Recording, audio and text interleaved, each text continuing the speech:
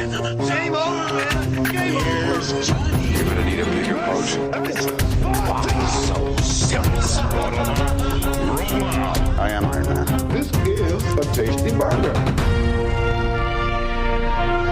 Welcome to the InSession Film Podcast. Welcome to the new podcast presented by the female film critics of InSession Film. We are speaking, we love movies, we are women in session. We are women in session who've been having a tough time trying to get this topic off the ground. Ladies, I am Kristin Battestella, also at Therefore Review. Amy Thomasson, our drama teacher by day, InSession film critic by night, is here. She's almost done the school year soon, hopefully. And Ms. Zita very soon.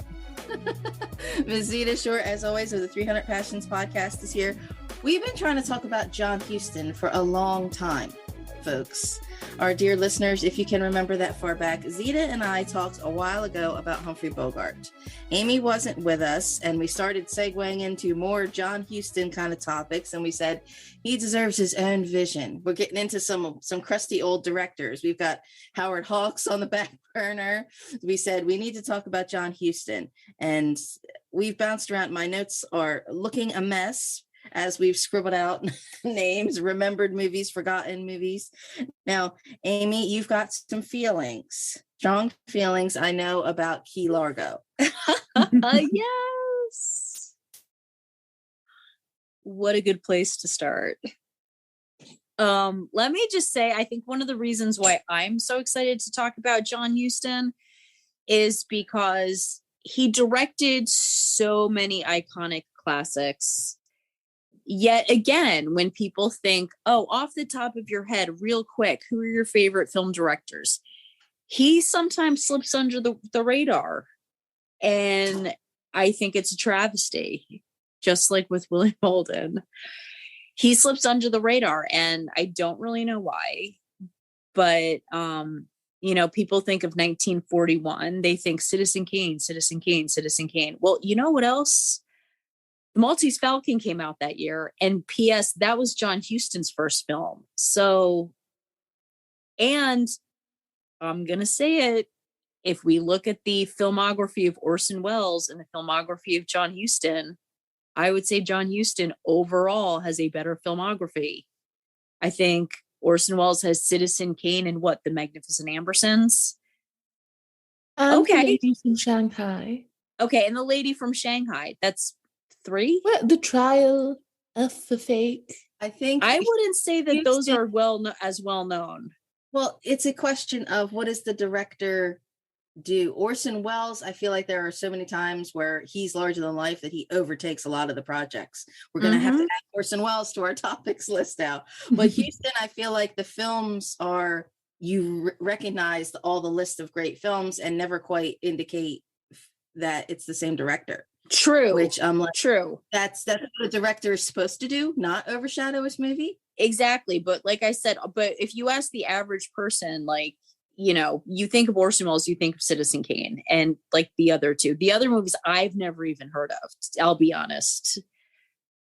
And if I haven't heard of it, then how famous can it be? Just kidding. I know, everyone. Let's settle down. I'm playing a little joke. But to almost that he did such great work, and he did great work for a long time. So I think he deserves more credit. Now, Key Largo, I only watched for the first time yesterday, and I had to laugh almost the entire movie, because at this point, I didn't realize. I think John Huston gives us that old-timey gangster, because this movie has every archetype and every cliche. But back in 48, it was new. Like, you had Edward G. Robinson being an Edward G. Robinson type character. You have a gangster named Rocco. You have a gangster named Toots, and you've got the drunken floozy. It's like all of those things on the checklist are checked off, and it's almost like a satire of an old-timey gangster movie, except it just is an old-timey gangster movie. And I liked it. But I will also say I'm not a huge fan of old-time Lauren Bacall. She's not a favorite of mine. Interesting take. I'm just going to jump in here and acknowledge that I have some similar reservations. She's one of those actresses who I feel is a bit wooden, and she has that extraordinary face, truly one of the most beautiful human beings to have ever graced the screen.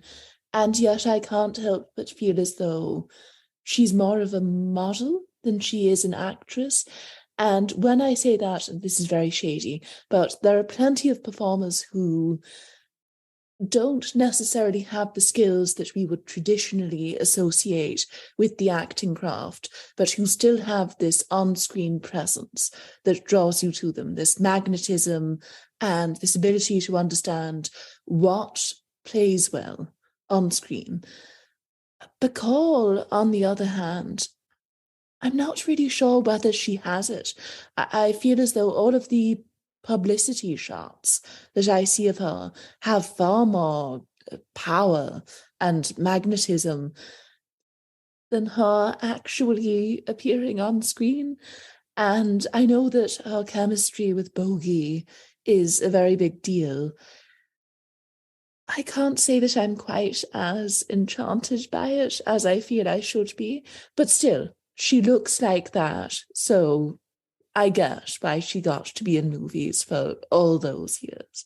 I do, and I agree with you. I don't think she's a terrific actress, and she's not my style of what I consider beautiful. Like, I'm not saying she's ugly, but I'm just saying I think that there are more attractive movie stars out there too.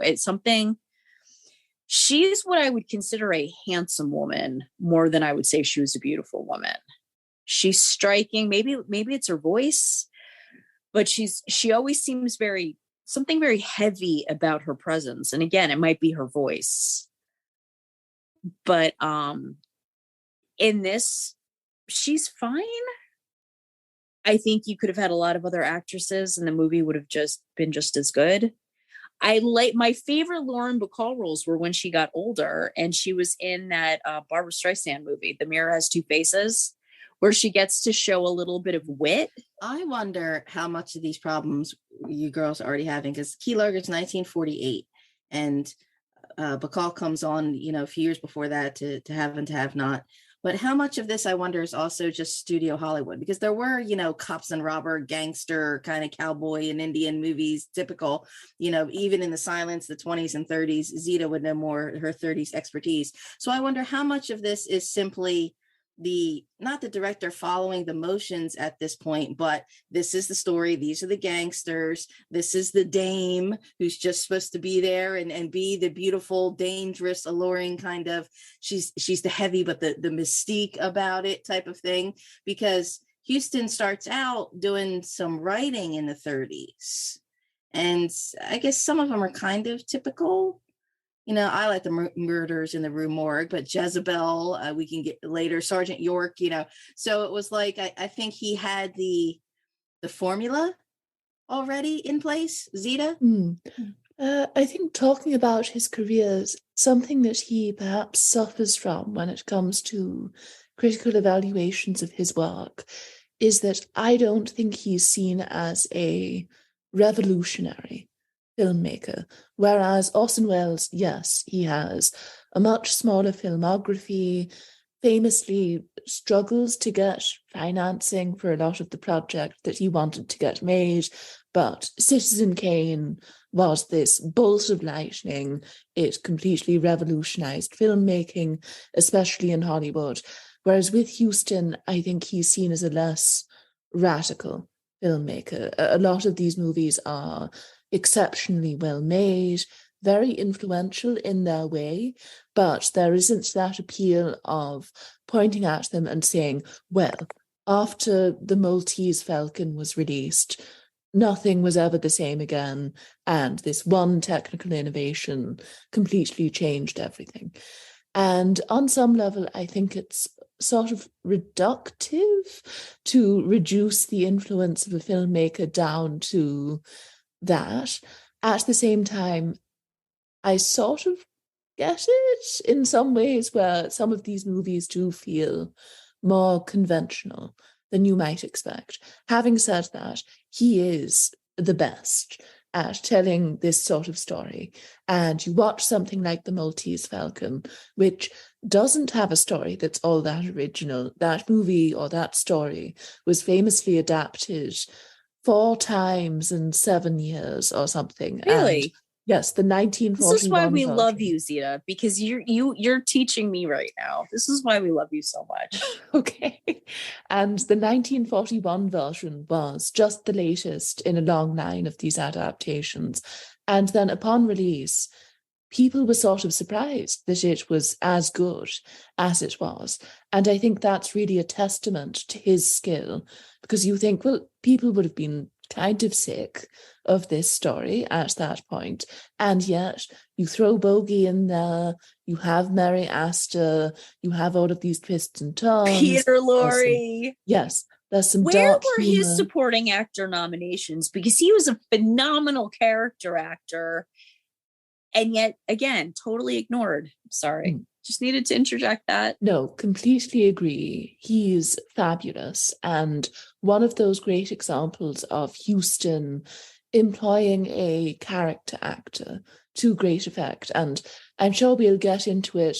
Obviously, he's one of those old Hollywood directors who had the opportunity to work with some of the greatest movie stars of all time, your Katharine Hepburns, your Humphrey Bogarts, your Marilyn Monroes. But at the same time, he does have this stable of character actors who pop up in a lot of his movies. And it's such a great joy to see Peter Lorre and his creepy little eyes in these movies. Yes, and Sydney Greenstreet. I'm curious about that, because when I was prepping for this, just simply looking at the filmography, you realize how many repeat actors there are. And it's, we had Scorsese and De Niro, Scorsese and DiCaprio, but I feel like a director or a showrunner who just has the Marvel kind of repeating kind of superheroes, I don't feel like that's a actor-director combination, like how much of this is they're trying to repeat the same movie? Because I don't think they are. I think today when we see that, it's like a reteaming and we're like, oh, is it going to be as good? Oh, they're just trying to catch the lightning in a bottle again. But you have the Maltese Falcon, they go to war, and then they come back and they make the Treasure Sierra Madre. And you're like, oh, okay, this is good. And if you think about it, I wonder now if Michael Curtiz basically almost borrowed all of his stock characters for Casablanca. Probably. I think, but if you look at most great, like capital G, great directors, they almost have their little stock company. Orson Welles, John Ford with his crew. There's so many of those people. Ward Bond and not just John Wayne, but like Ward Bond and Barry Fitzgerald. Just they had these actors, and I feel like that they have the chemistry with that actor, that they know what that person is capable of. And Scorsese said that he and De Niro almost have a shorthand. And that I feel like there's certain directors that best know how to utilize certain actors. I think John Huston gets the best out of Bogart. I love me some Billy Wilder. Nobody loves Billy Wilder more than me. I don't think Sabrina is one of the great Humphrey Bogart performances. But Huston knew how to get it. I think it's something maybe he doesn't get as much credit for today, is that being not just a director, but being so multifaceted, having the writing, having some acting performances, coming from the big, Huston family, Walter in the Treasure Sierra Madre. So I feel like he's one of those, a director's actor. And so where we've, Zita and I talked before, how Bogart, not traditionally handsome, how we say, yes, now we can laugh at these gangster kind of hokey send-ups, but it's not wooden to be able to draw something from him. Did you have feelings though about how the awards shook out for Sierra Madre, Amy? Settle in. Okay. In the year 1948, there were some really, really great films, including The Red Shoes. That came out the same year, right? Because I'm going to feel really stupid if it didn't. The Red Shoes, if according to Martin Scorsese, is like one of the, again, groundbreaking movies that had such an influence on everybody. The color, the story, the way it was filmed, groundbreaking, masterpiece. Didn't win the Academy Award. Treasure of the Sierra Madre, which we'll get to in a minute. And what movie did they lose to? They lost to Hamlet.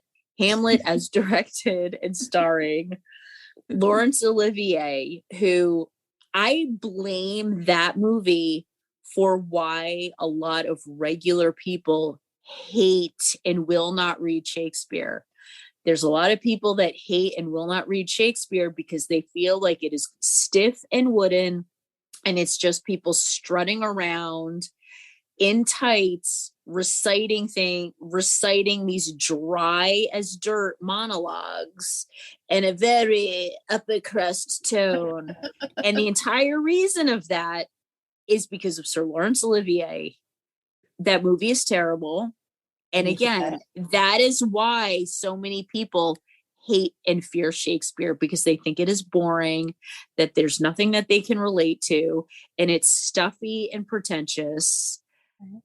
And I wrote about Shakespeare for InSession film, and the whole Olivia taking over, and I think I discussed this on Zita's podcast previously, of that it was like him was basically the representative to bring like Richard, to American TV, and it was like, no, keep it. We're not ready for this. It's stuffy and dry and pretentious. As much as I complain about current Oscar stuff, when we look back historically, you can see it's like just the name recognition. Oh my God, it was Hamlet with Olivier. Of course, it's going to win everything, and he wins picture and director, or no, actor. Best actor. It's John Huston who wins best director for Treasure of Sierra Madre.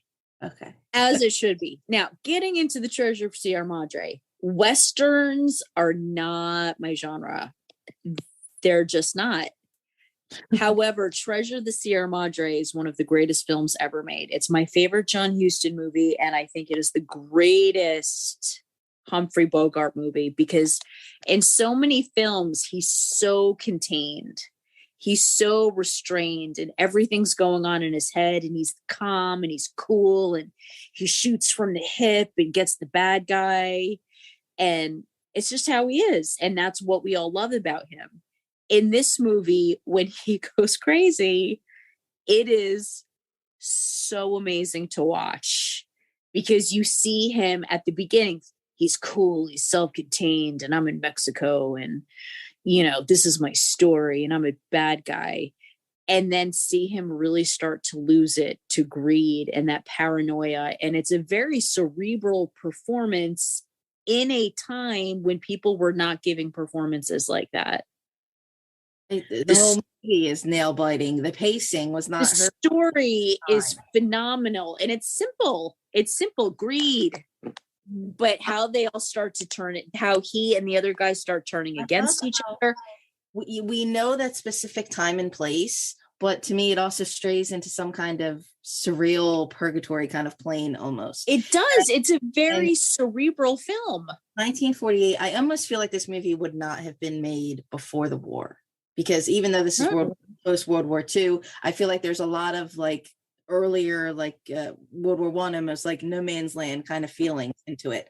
Like it's even though it's three people, it's a one-on-one, and at any given time the trio changes. Zita, did we have your thoughts on Treasure Sierra Madre before in our Bogart episode? Oh yes, it's a great film. I completely concur with everything that Amy says, and I think it's a really great progression in Huston's career, and it's probably his most effective exploration of those sort of atavistic themes that he seems to want to get at.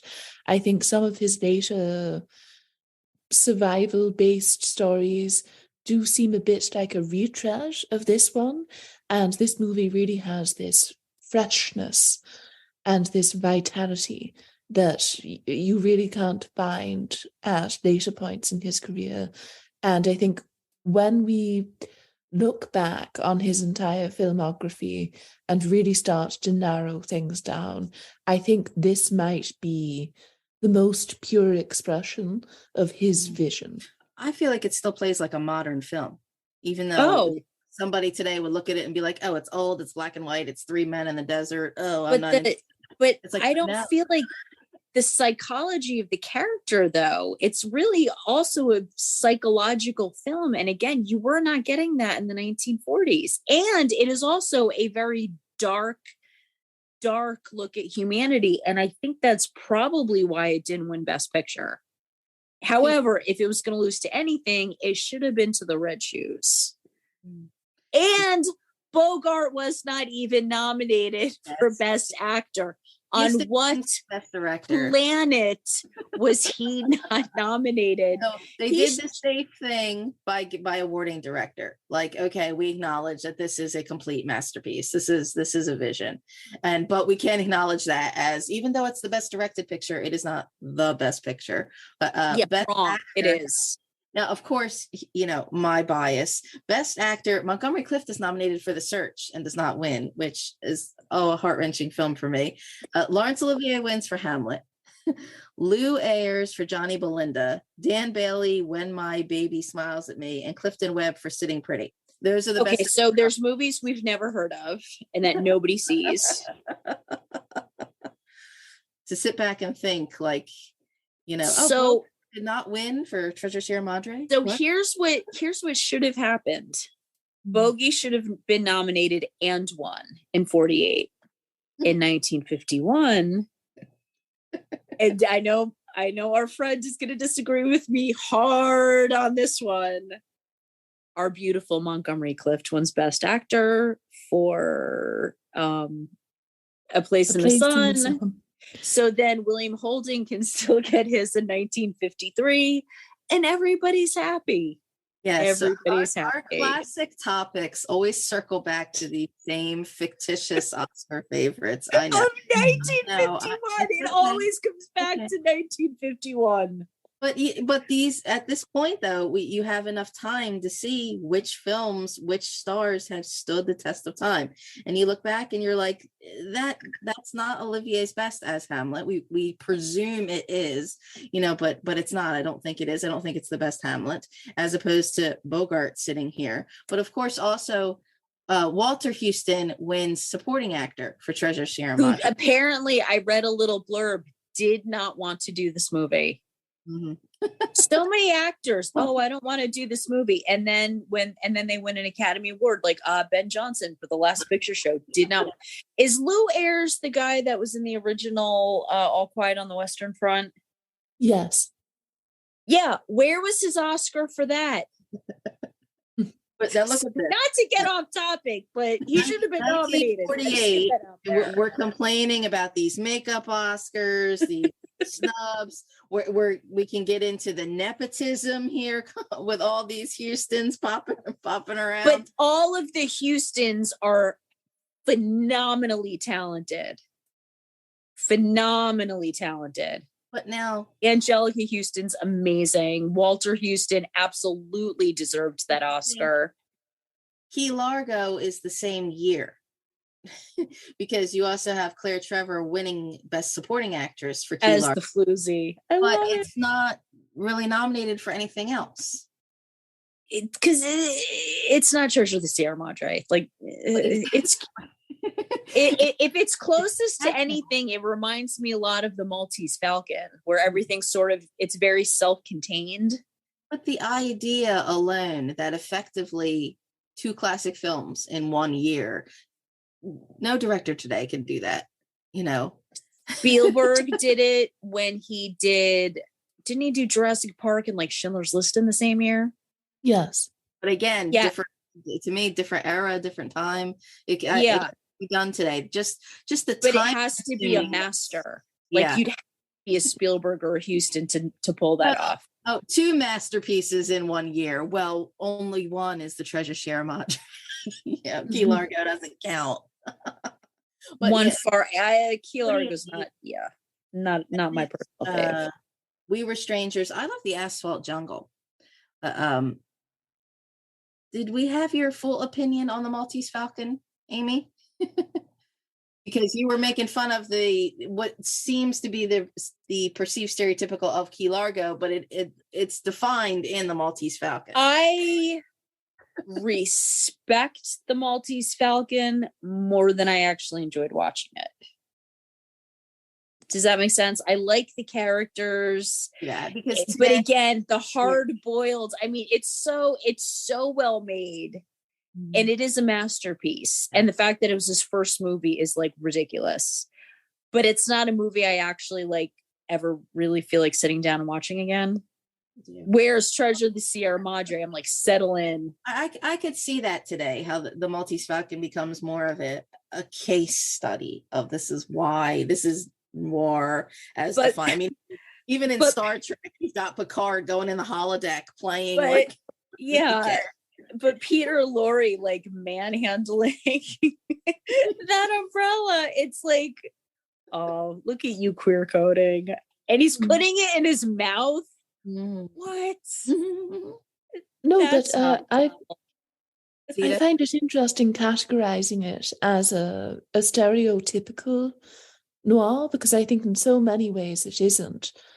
I would say comparing it to something like Double Indemnity or Murder, My Sweet, to me those seem far more like foundational totemic texts within the genre.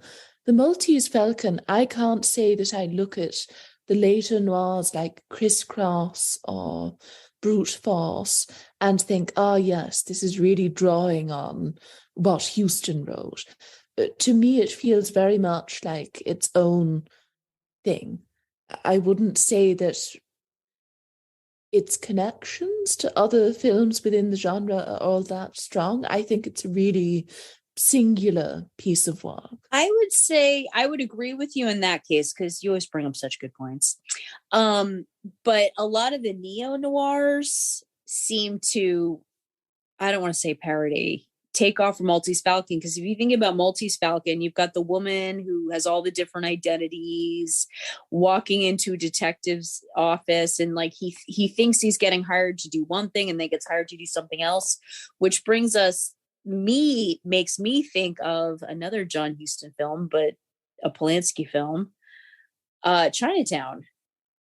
Like, I feel like Chinatown is very derivative of that, as is a little bit Body Heat, but especially Chinatown, where the woman comes in and she's not who she says she is, and there's all these dark secrets that slowly unravel, and the detective sort of falls in love with her, even though she's deeply troubled. But also, by the way, where was John Huston's nomination for supporting actor for Chinatown? Like, what? Hello. The man is legend. And what a performance. Actually, when you said that and then said Body Heat, I was initially thinking, oh, Chinatown's early 80s, but no, it's not. It's like 74, 75. 74. It came out the same year as The Godfather 2. Which, by the way, also got all of practically three out of 5 nominees for Best Supporting Actor were from that film. It was Chinatown. I feel like came out at the correct time, because it was in that cynicism 70s time. You couldn't make a movie like that before. It would have been considered old fashioned. But the 80s put Body Heat. Yes, it would have had to have been edgy. So that came at the right time, and that's Huston also being an actor again. Once he kind of phases out directing, he just pops in with this cred in all these movies, and that's what I wanted to ask Zita, because it's difficult to say like which decade of his is best, because he starts writing in the 30s, he acts up into the 80s, huge window of versatility. But you could on one hand just simply argue the 40s were his best, just because of the Maltese Falcon, Treasure Share Madre, Key Largo. We Were Strangers is in there, but then you get into the 50s and you're like, oh, okay, wow. Zita? I would say that I'm in favor of his 40s and 50s work.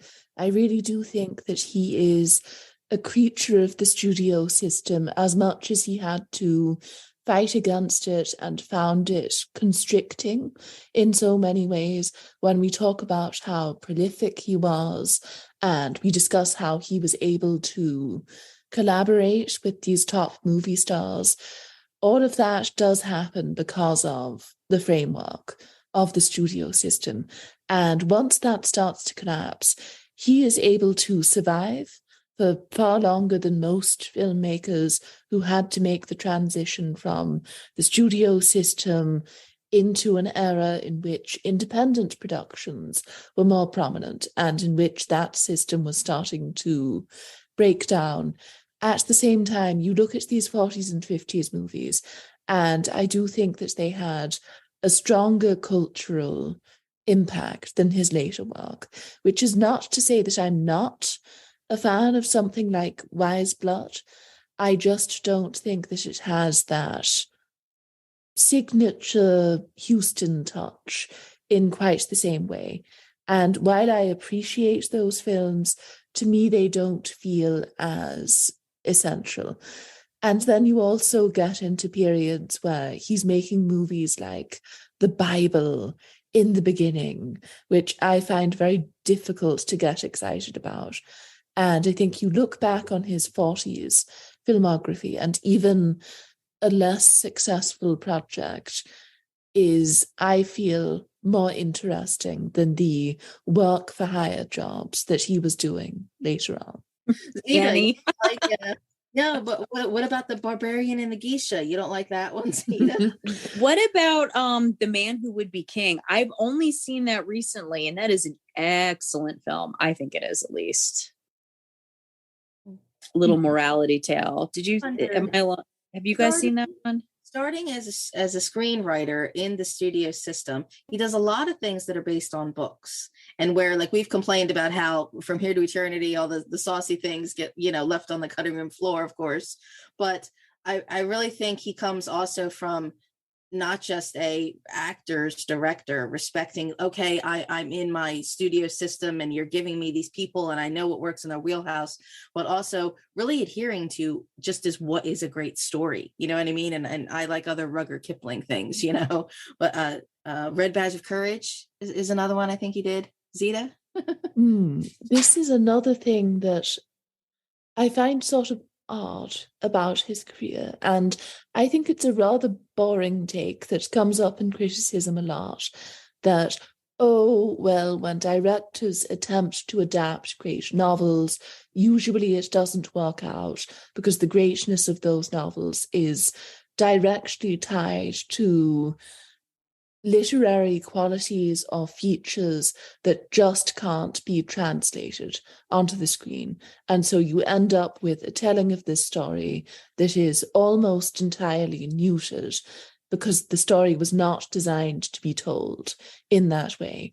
And so if you take a cheap paperback novel that has been relatively poorly written, sometimes it's easier to spin that into gold because you're not stuck attempting to replicate something that just can't be recreated, and you have more freedom in how you adapt it. And so I do think looking at some of these adaptations of novels that he put together, Moby Dick is not seen as one of the great John Huston works, even though that is one of the greatest novels ever written. And sometimes you do get the sense that these movies can't quite get at what makes these books so great. Having said that, there are plenty of literary adaptations in here that you do have to admire. And I think something like Under the Volcano really manages to get at the central themes of that book. You have some great performances in there. One of Elbert Finney's best, and probably Jacqueline Bisset at her best. So you have to love that. At the same time, I'm not so sure whether I view his adaptations of novels as his finest works. And you look at something like Reflections in a Golden Eye, which seems a bit overwrought on screen, and I think worked better on the page. Well, I know that Moby Dick was already faulted for Miss Zita because it's Gregory Peck. I don't hate that one. My ex-husband and son love that movie. For what it's worth. I mean, it's Moby Dick. It's unfathomable. Well, the movie did the best it could because it's Moby Dick.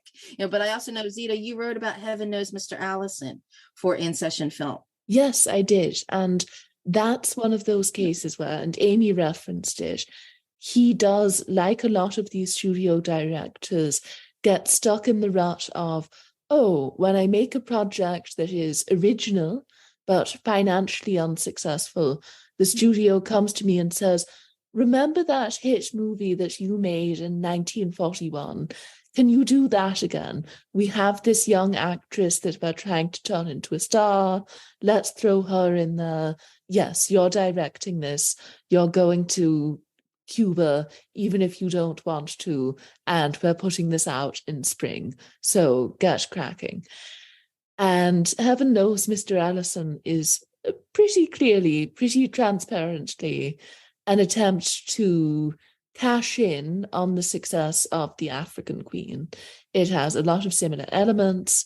It's yet another opposites attract romance that's also about two people attempting to survive in a hostile environment.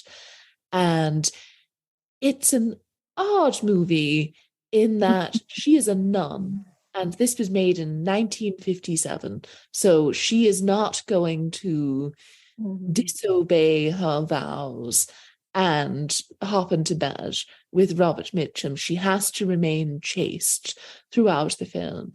But there's still a part of me that is tickled by the fact that he got away with making a movie about a randy nun at the end of the day, which is more than most people were doing in 1957.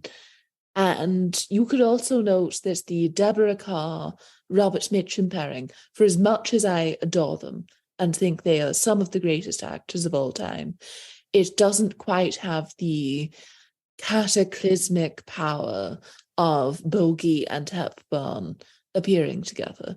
I think the two of them are great together. I would almost argue that they have better chemistry than Bogart and Hepburn did.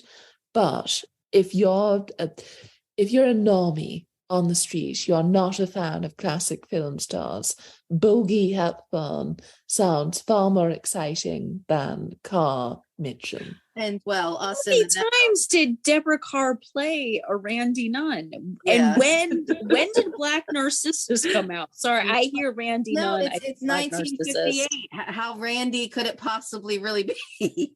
But speaking of Deborah Carr, man, another Power Pressburger film. Those nuns in Black Narcissus, man. Woo! And as much as I say, oh wow, look at the 40s, in the 1950s, Huston has more nominations. In the 40s, he's nominated for some of the writing, but the Asphalt Jungle is nominated for director and the screenplay. The African Queen, director and the screenplay. Moulin Rouge is best director. 58, Heaven Knows Mr. Allison, he's nominated for the adapted screenplay. So again, I guess there's this phase where he's given, we'll give you the nomination, but you already won one. So I don't know. I also like The Night of the Iguana, which, side note, speaking, because we're talking about Deborah Carr as well, it's Grayson Hall is nominated for supporting actress in that one. And most people don't know that. She's in Dark Shadows. Nice. My husband's like, oh my God, why is she wearing so much makeup? And all she does is like bemoan and cry out. And I'm like, hey, she is an Oscar nominated actress, man. Another one based on material. The Cardinal, that's a supporting actor nomination. And then The Man Who Would Be King is adapted screenplay nomination, and Prizzy's Honor, best director nomination. Man Who Would Be King had some stiff competition because that came out in a year where you sort of understand why it didn't get any nominations, because the movies that year were like insane. 1976, yeah. Yeah. Well, how many people could say they're nominated in, I don't know, every decade for 40 years? It's quite an accomplishment. Sure. Zita, were you saying something? I think his history with the Academy Awards is fascinating, because I do think he gets the treatment that most great directors get from the Academy, in that I feel as though when he was young-ish, when he was producing his best work, he gets the occasional nomination here and there. And then by the time he reaches an age where people are finally reevaluating some of his older films and canonizing them, and it is widely acknowledged that he is one of the best filmmakers from this period, then people not start to overrate him, but you get a later period film like Prizzi's Honor, which I don't feel is all that good. That cleaned up as the 1985 Oscars gets so many nominations. And you look at it and you think, in what world does this deserve to have more nominations than The Asphalt Jungle? It's just ridiculous. The earlier film is clearly of a much higher quality. And so I do think that there's that problem that the Oscars face, where they tend to overvalue people at points in their career where they are not turning out their best work. And then because of that, the younger artists during that period who were producing their best work didn't get nominated then. And so the cycle just continues. Yeah. I like The Asphalt Jungle. I mean, I can't say that it's heavy because it's 1950, but it's provocative. It's surprising when you sit back and think, oh, wow, that was made in 1950. And we've been both chronological and we're jumping all over the place. Prizzi's Honor, I think, is more just the family show. Look, they're all in the 80s. Look, it's another generation with Angelica. I feel like that. And was it more was also, and you also had Paul Newman ends up Nicholson in that movie. Yeah, the makeup, Nicholson actors. and Nicholson and Angelica Houston. I think that's when they were having their affair. The 80s and 40s, like kind of everything coming back again then. Yeah, it was a lot of hot Kathleen Turner, who was very hot in the 80s. And then you have, it's directed by this classic director. It had a whole lot going for it. And I agree, it's not one of my favorites, but I could see why people would like lose their minds over it. It's a funny and cute movie. That's about it. Mm-hmm. But if you ask me if that was his most memorable, his best, it's like, no.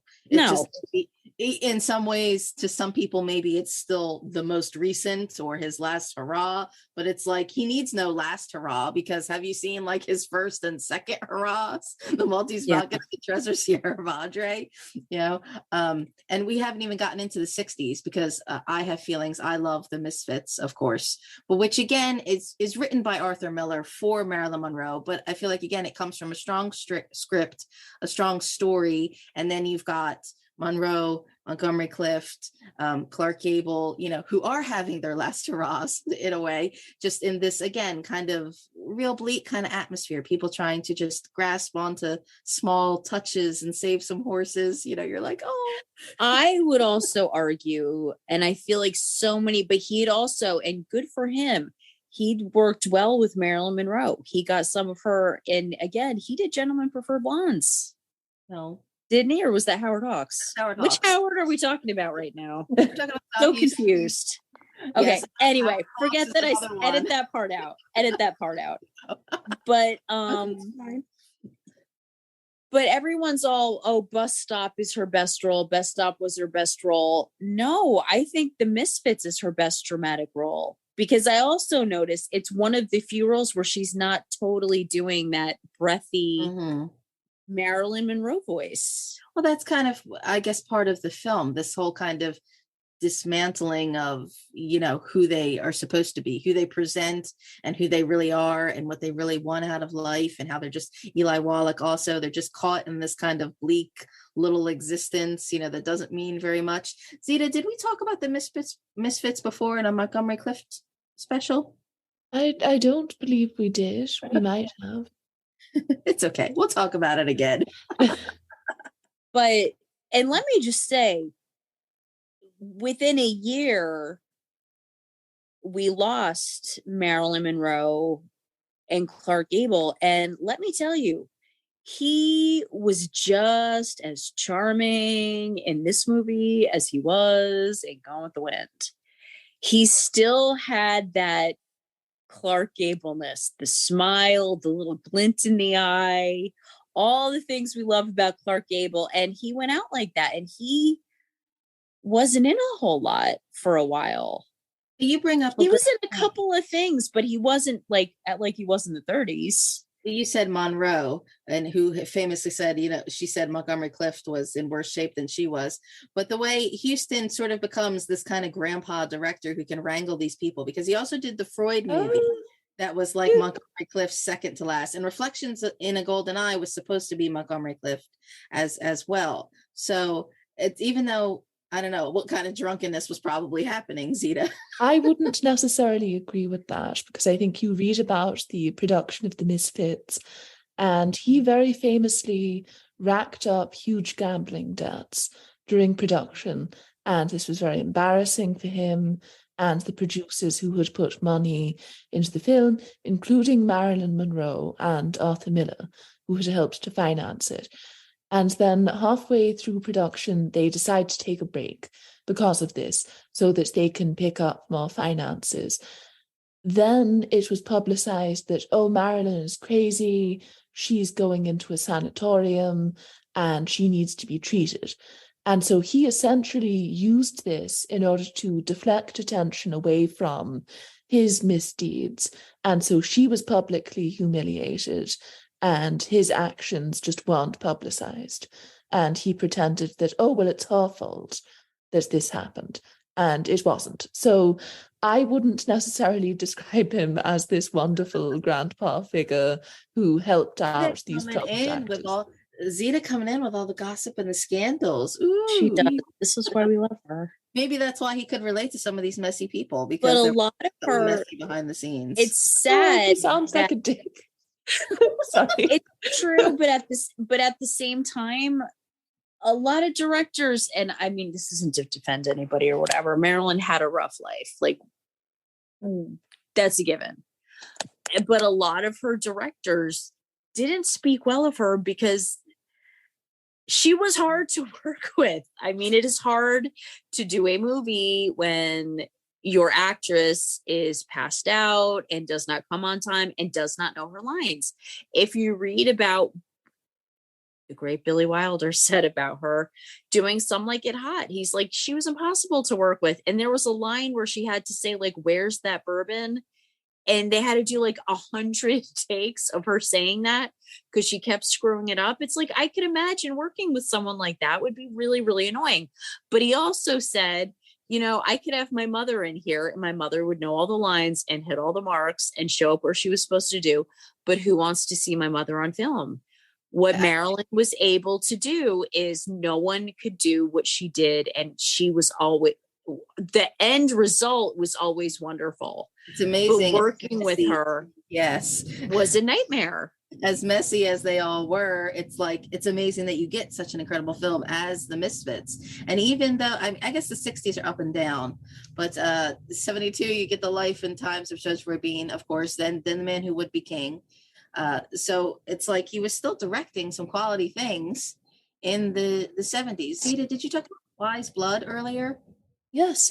I really like that one. I think it's one of his better later works. But getting back to the point about his work with actors, I think it's fine that he wasn't the nicest person in the world. I don't think what he did verged into outright abuse. At the same time, I don't think he deserves credit for supporting these actors in any way. It really does seem like Marilyn Monroe brought far more of herself to a project like The Misfits than he did. And for him, it was sort of just an opportunity to mess around and maybe make a movie. And so I guess with someone like Humphrey Bogart, who does seem to have been a friend of his, he presumably treated him with more kindness, but it doesn't seem like he shared a close bond with a lot of these actors, which is okay. I guess the problem is just that we are attempting to sentimentalize these professional relationships that they probably regarded very cynically. And yes, Marilyn was very difficult to work with by all accounts. I think the frustration, especially with someone like Huston, is that he was arguably more difficult to work with. And it's frustrating that his gambling addiction and his completely unnecessary decision to throw away all of that money receives less criticism than her having, by all accounts, legitimate concerns over her ability to work and her health. And at least in the case of Billy Wilder, he was very professional by all accounts and would try to get things done as quickly as possible, was respectful of the actors that he worked with. So when he criticizes her work ethic, I think it's a bit easier to swallow than someone who is a notorious alcoholic and gambling addict who was regularly running behind on the productions that he worked on. You mentioned a nice word, sentimentalize. I think we, especially today, like to sentimentalize directors. Oh, they're such great visions and contemporary, even though we keep hearing about all these shady things that happen, abuses and violences that have been going on sets for years. So you have him being a director of his time, like it's a man's kind of club, it's a crusty kind of thing. But then I think we also forget that a director is also an artiste who's going to have a moody vision and have his days and want things his way. And, the director doesn't necessarily need to be the actor's friend. The director has to put an actor in difficult places, in order to get a good performance out of them. So as much as we lift them up, we have to be realistic. They're a flawed person too. And abuse, most of the great directors, like I said, the great directors are also known for being abusive, especially to the women that they work with. There's stories about John Ford smacking Maureen O'Hara in the face, and Stanley Kubrick, not really the nicest to Shelley Duvall when doing The Shining. These men can be monsters. And I think Billy Wilder was supposed to be got Marilyn Monroe to do what she needed to do. I don't think he ever hit her. And even when he was like, yeah, she was hard to work with, he still pointed out, she is Marilyn Monroe and she's magnificent. Look at what she does. Yes, but I think there's a difference between... I think she didn't get invited to the wrap party or something like that after the fact. No, but I do think there's a difference in these cases between being pragmatic and not having the closest relationship with the person that you're working with, not getting personally involved, and let's say occasionally being brusque on set, not being the most polite. Whereas you read about someone like Otto Preminger, if you've ever heard about him, and he, by all accounts, really enjoyed and took pleasure in yelling at these young actresses, screaming at them to a point where they were crying, belittling them, making them feel small. And I think the most common defense of sometimes the directors don't need to be nice, they don't have to be all touchy-feely on set. My rejoinder to that would be, no, come on. Sometimes the boss who yells at you all the time and is really mean to you also happens to be a sick bastard who deserves to be told off for not being the nicest person. And the guy who's constantly being rude to his employees isn't necessarily the most pragmatic person on this set. Sometimes he's a drama queen who really enjoys getting to be an asshole and having a license to do so because I'm the director and I want to get this movie finished. Anyway, sorry, a big tangent that is unrelated to Mr. No, that's Huston. okay, because Zita, you talked about the studio system being his wheelhouse earlier.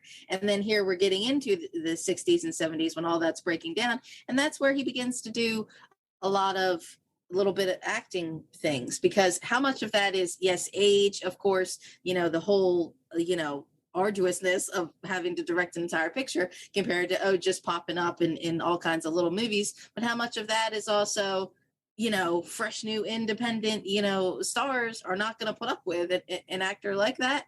I don't know, because you have him, showing up all kinds of places, Myra Breckenridge and, one of the Planet of the Apes movies, and he's like the voice of like Gandalf in the Lord of the Rings cartoon movies, so it was like when he got done being a crusty director, in some ways, he was like, oh, I'm just going to show up and be like a crusty little character actor. Is he a good character actor? He's one of those actors where you're very aware of the baggage that he brings to the table. I think, as with a lot of people who are extra textually famous, you do have to cast him in a very specific role. He cannot show up like an Arthur Kennedy or a Sidney Greenstreet or one of these character actors that people in the audience might go, oh, I recognize that face, but I don't know his name. I know nothing about his personal life, and I'm not thinking of the film that I saw him in a couple of months ago. John Huston, people are aware of who he is. They know that he dated Olivia de Havilland back in the day. What? And yes, she left her then fiance, Jimmy Stewart, for John Huston. What? And you have all of these cute photos of them posing by a pool together. It's adorable. My brain is exploding in my skull right now. I did not know any of this. I don't know which is funnier, Amy's exclamations or Zita being like, on one hand, he's such an a-hole director, and on the other hand, his pictures with Olivia are just so adorable. Well, Olivia is probably the reason why those pictures are. And I think John Huston was a handsome man. He has such an interesting speaking voice. But like, if he ever yelled, he's the kind of person that if he ever yelled at me, I would cry, because I could see him being very scary. Yeah, I don't know. I'm surprised people don't. I feel like today, not only do people not know his name by hand as a director, they know the huge movies, but then I also feel like a lot of people today maybe would not recognize him as an actor. When some of these, when I'm looking at it, there's 2 or 3 appearances a year where you think he was in some ways more prolific as an actor in, this 10, 15-year window as an old man. Like, oh, okay. Life well lived. And I think talking about his appearance in Chinatown specifically, you really have to consider that performance on a meta level, because so much of that movie is a deconstruction of old noirs, and you have John Huston representing this older generation. And I really do think that his presence is meant to be a callback to those films that he directed. And I don't think it works quite as well if it's just some older actor. Even, say, Robert Mitchum, who was a leading man in so many iconic noirs. I think it really has to be this director, this authority figure for it to work. What is The Cardinal? I've never... Right. So this is the terrible 3-hour-long Otto Preminger movie that he appeared in. The one thing I love about that movie is that, as the title would suggest, it's about a cardinal. The lead actor went on to become an adult film star after his career in traditional movie making sort of floundered. And so I love the fact that he eventually embraced his sexuality, especially during a time when it was very difficult to do that. And I believe was one of the first sort of big gay porn stars. And so that's interesting. You watch the movie and his character is this paragon of religious virtue. And then in real life. Okay. We should not have waited to talk about John Huston. We could, because this episode's like fire. We're all over the place here. But you're telling me this movie's bad, but it was nominated for Best Picture, Preminger for Best Director. Huston was nominated for Best Supporting Actor. And I don't think it was a Best Picture nominee. BAFTA or Golden Globe wins or something. Am I looking at here? This was at the time a really lauded film, but then it's like on Rotten Tomatoes, it's got 50%. I've never heard of this movie. Okay. Yes, it's so funny that Huston is an Oscar-nominated actor, but not for Chinatown, the one role that most people probably associate with him. Even Casino Royale spoof, I don't think people automatically recognize in, the John Huston pantheon, and he's in it too. But just because it's, a weird parody spoof as far as the scale of Bond goes. But he's does other things in between up until Prizzy's Honor. He writes Mr. North. And then he works with Angelica, but then he also works with his son, Danny Huston, who I love, of course, because of The Proposition. But how much of that at some point, when did he begin to start resting on his laurels? I think with him, it's an odd case because you have so many ups and downs. I think with a lot of filmmakers, there tends to be a cutoff point at which you say, well, after this point, he was beyond the pale and he never really made anything worthwhile again. I think Huston goes through a lot of wilderness periods where he's not really turning out anything good. He's appearing in the Myra Breckenridge movie and the Casino Royale movie, and that perhaps is not a period of his career that we look back on fondly. But then he'll get the old magic back every now and then. And so you get something like The Dead, his last movie, which is surprisingly well made. It doesn't Kurosawa said it's one of his favorite movies. Oh, okay. I had a friend who posted that on my Facebook last night when I posted I was prepping for a thing. He goes, "Have you seen The Dead?" Because apparently Akira Kurosawa said it's like one of his top 100 movies. And I said, well, I'm not going to argue with him. So it has to be good. But how much of that is also, again, a nepotism vehicle? Another son, Angelica, Angelica Huston's a phenomenal actress. This was not Francis Ford Coppola shoving Sophia into Godfather 3. One notable thing about Angelica's career, though, is that back in 1969, she was treated in the same way that Sophia Coppola was. She was in a movie directed by her father called A Walk with Love and Death that was critically savaged.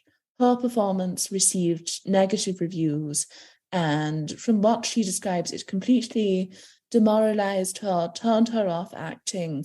She felt publicly humiliated, and so obviously she goes into modeling, becomes a big deal in that sphere, but by all accounts, it really damaged her for several years, and she lost her confidence.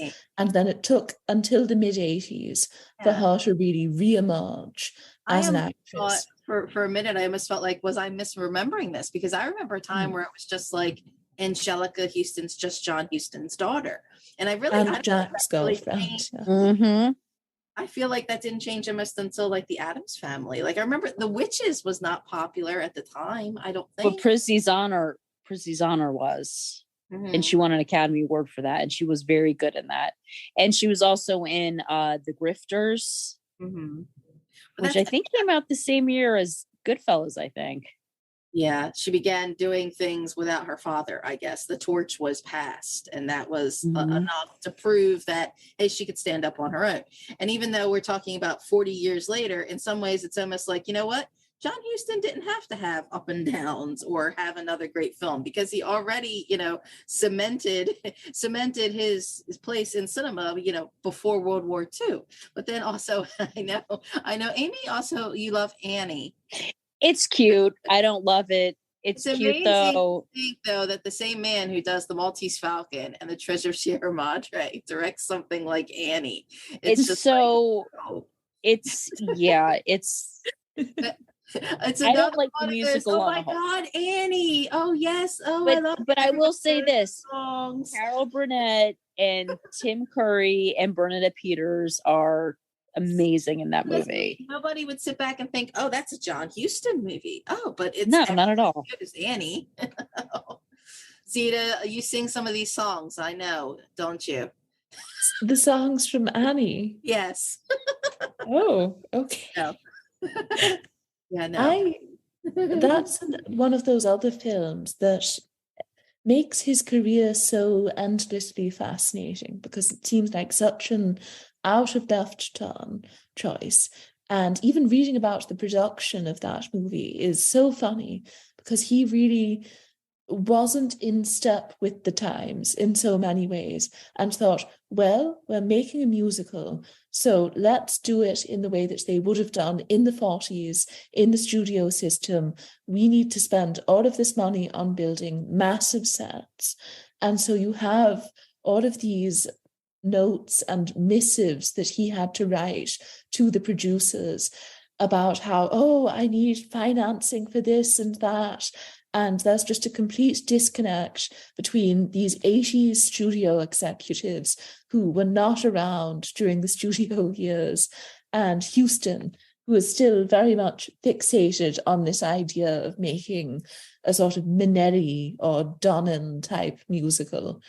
And there's also a part of me that wonders, would he be even more highly regarded if he hadn't made so many flops? Usually I feel this isn't something that damages a director's reputation as long as you have 3 or 4 classics in your arsenal and a couple of other pretty good movies.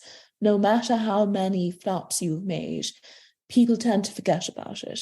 They erase that from your record, and in all of these retrospective studies, they focus on the good. I feel as though if you've ever read, what's it called? The American Cinema, the Andrew Sarris book, where he essentially introduced the auteur theory to American audiences.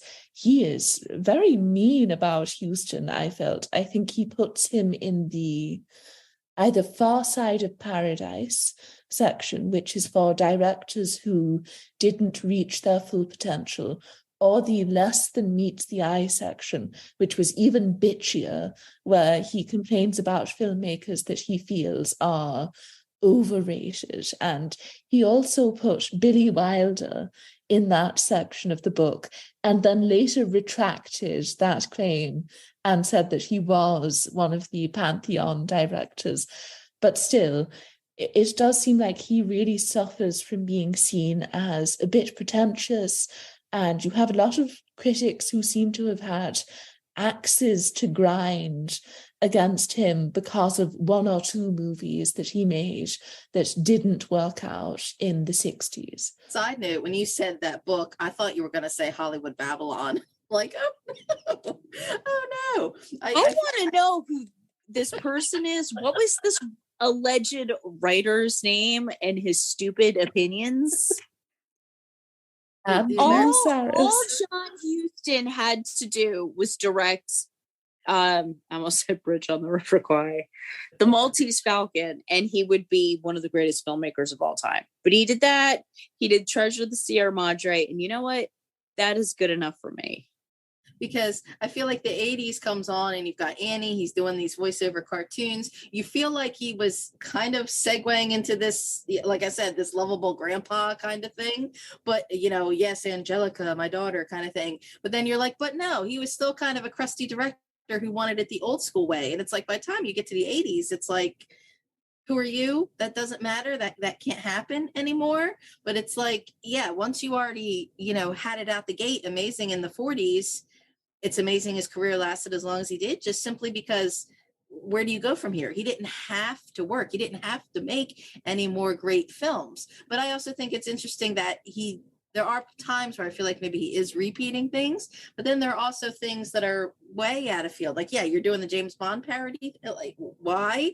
You know, what happened there? But then you're doing, you know, the crusty winks and Judge Roy Bean, you know, so I in some ways you applaud that a director is willing to try new things, even if he still wants to be some drunken old school dude at the same time. I don't know. And Zita, you talked about the musicals.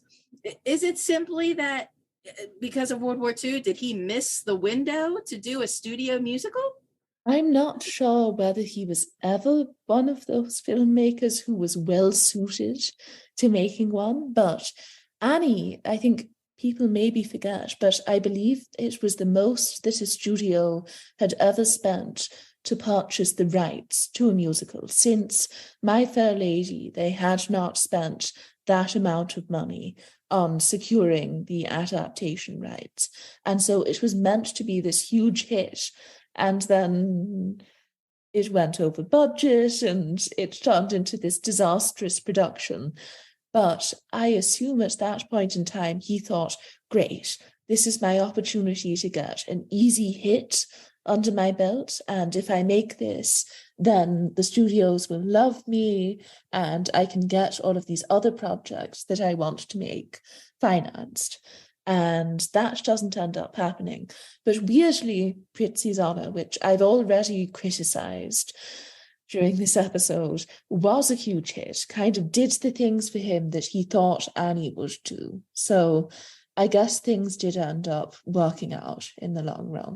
The irony, because Annie is beloved, everybody puts it on, multiple generations adore it, and it didn't do well at the time. But then Prizzi's Honor, it's like, I don't think anybody really cares about it anymore. The shocking thing about Annie as a musical, and I have to say it has nothing to do with what we're talking about, but do you know who produced it on Broadway? No. Mike Nichols. I respect the Mike Nichols got a Tony Award for Annie because he produced it. That to me is the most shocking thing ever. If you know how much I love Mike Nichols, you would know I was like, what? We mentioned before this mid 80s, Paul Newman is winning Oscars at this time.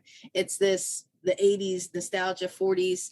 And we said before in our best picture nominees, like we could spend our hated Oscar wins here. What happened in the 80s? And it seems like there was so Dickensian of who you know and how much money you have gets you anywhere in life. And it was like the 80s was this time where everybody was catching up on who they know and nepotism and the way we think these things are new today. It's like, well, wait a second. Okay, here's a movie produced by a dude because they only knew somebody from 40 years ago who his daughter was in it, and it wasn't a hit now, but now people love it. Like it all circles back. It's amazing that it circles back.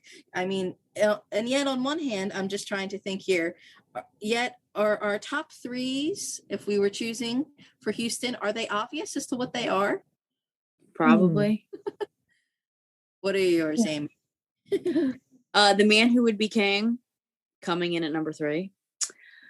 I'd say the Maltese Falcon. No, I'd put Maltese Falcon at number 3. As far as favorite, I respect it more than I like it, but it is a masterpiece. The Man Who Would Be King, I enjoy a lot. And then Treasure of the Sierra Madre, which is just awesome. And I went into that movie thinking I wasn't going to like it because I was like, it's a Western. But then I watched it and I was like, it knocked me off my feet. I was like, I was completely wrong. This movie is amazing. And who knew Humphrey Bogart was this talented an actor? When I'm writing that in-session film as we do, and I'm trying to think of when films are taut or have well-paced, suspense and the way things go kind of the up and down of the climaxes and the peaks, I always tend to think of, well, have these people seen Treasure Sierra Madre, like a rubber band that's kind of pulled so tight? Zita, did you have 3? So mine are very boring choices, unfortunately. But The Treasure of the Sierra Madre, The Maltese Falcon, and The Asphalt Jungle are my favorites. Good picks. There's nothing wrong with that. Yeah, see, because I would say, well, wait a minute, of 5, then I'd have to say The Asphalt Jungle and The Misfits. We could add on right there, our top 5. Yeah, which again, that's still pretty varied. I mean, they're all really great films, but they're all kind of diverse in their own way. I mean, that's also part of it. I mean, John Huston doesn't necessarily have a hook per se, where all the films are in his wheelhouse. He only did this genre, only worked with these people. It's there is maybe some repetition, but it's just kind of undefinable, which I guess compared to someone like Hitchcock, people knew what Hitchcock did. Maybe that's why Huston is a little forgotten. But at the same instance, you could probably say every classic fan has probably seen at least one of his films. I don't think he is that forgotten. I get what Amy's saying in that he's not quite as famous as your Hitchcocks or your Welleses, but I do think there are more people watching his movies than the films of, say, Fred Zinnemann. And I do think that appearing in something like Chinatown probably helps to bolster his reputation, because that's still widely viewed. And I do think that the fact that he had such a high public profile at the time in his career when he was most famous probably does help his case. Zita, you wrote about Heaven Knows Mr. Allison at InSessionFilm.com. Was there something else you wrote? Anything else for John Huston? No, I don't think I've written anything else specifically about him. But wait, The African Queen?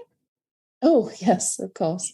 Okay, because I was going to say which the 300 Passions, The African Queen is on that list, right? Mm-hmm. And we discussed Beat the Devil previously in our Jennifer Jones episode. Amy, what have you written on our new look website at InSessionFilm.com? My recent Seriously Read is finally completed and submitted, and that should be up soon. And I am just percolating with ideas for my next piece. I was going to say, because I feel like we've stumbled upon a lot of these. You've done a whole series of how were they not nominated? And I feel like I go back to that. I'd have to look and see what the last one of those that I wrote was, because I got off those for a while. There's some nuggets here. You know, as much as Sierra Madre is acclaimed and is lauded, are the awards in the wrong place? Would you give the award to Walter Huston still, or I would still absolutely for Bogart? This was in 48, yeah. Humphrey Bogart, absolutely. I would say Peter Lorre possibly for The Maltese Falcon. Was Peter Lorre ever even nominated? No, unfortunately not. He wasn't nominated. Well, and that is a tragedy, because he really was so distinct and really added to all the movies he was in. He was great in Casablanca. Yes, but the horror movies that I could discuss, I mean, Peter Lorre, Vincent Where is creepy as you know, hell. They never got their love because it was just horror movies. But yes, where he plays a murderer of children. Like, yes. He's creepy, but you can't take your eyes off him. We like creepy films. Peter Lorre, give us a call. But well, I guess what kind of end here, because Amy, we didn't get your thoughts on Casablanca, I don't think, when we talked about Bogart, because I love it. That was one of the first things. It's a movie I respect more than I love. However, for me, the best parts of the movie are with everybody else. The romance in that movie for myself is not the highlight of that movie. The relationship between Louis and Rick is really, really interesting. The relationship between Rick and Victor Laszlo is super, super interesting. Claude Rains, how did he never get an Academy Award?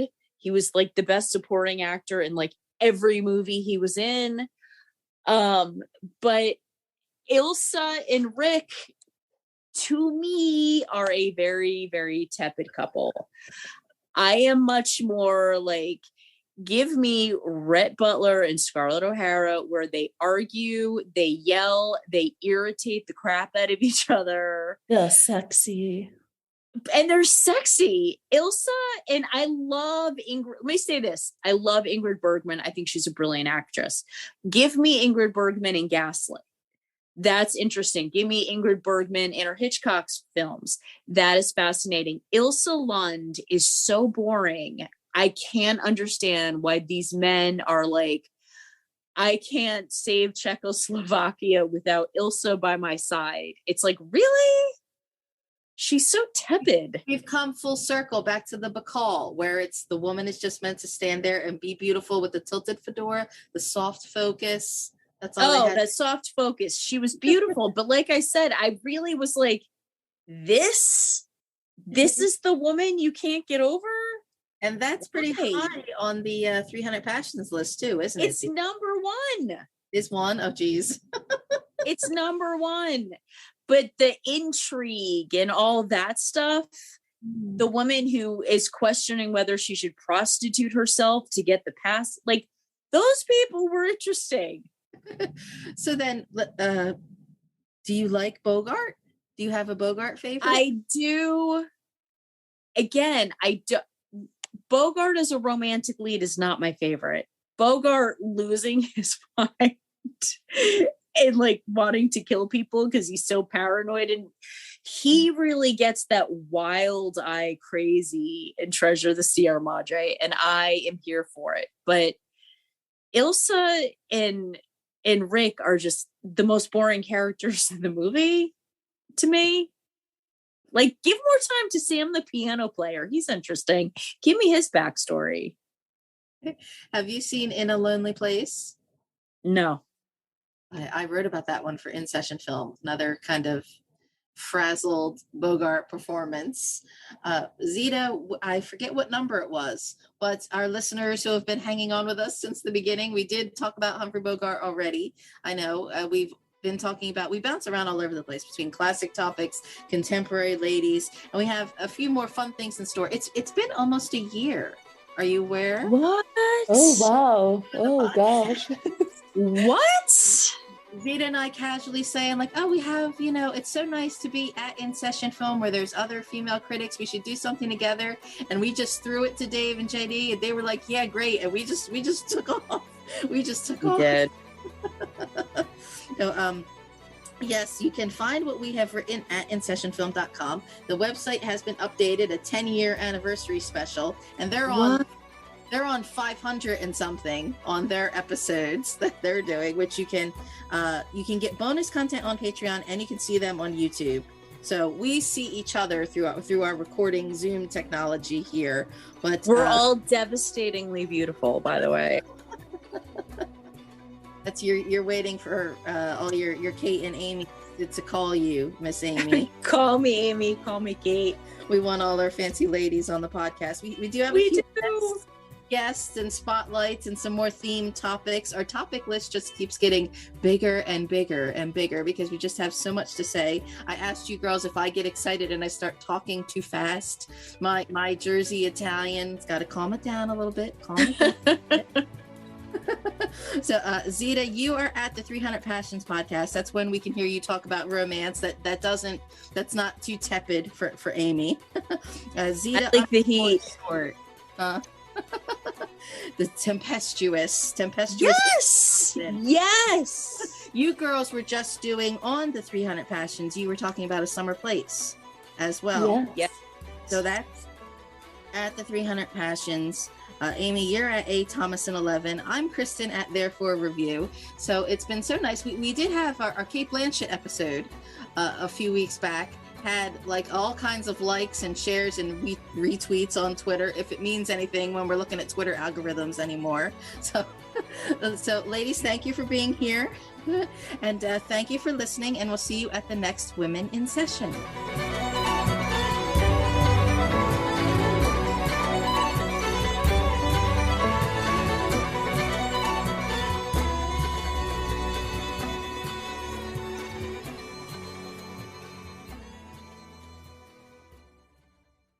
A little focus goes a long way, and a whole lot of focus, well, that puts you light years ahead of the competition. That's why at Vernon, they only focus on heating and cooling. And as the heating and cooling specialists, they're great at it, especially after 43 years. Get your AC ready for summer with Vernon's $69 spring tune-up. You heard right, only $69. Go to VernonHeating.com. Vernon, the heating and cooling specialists.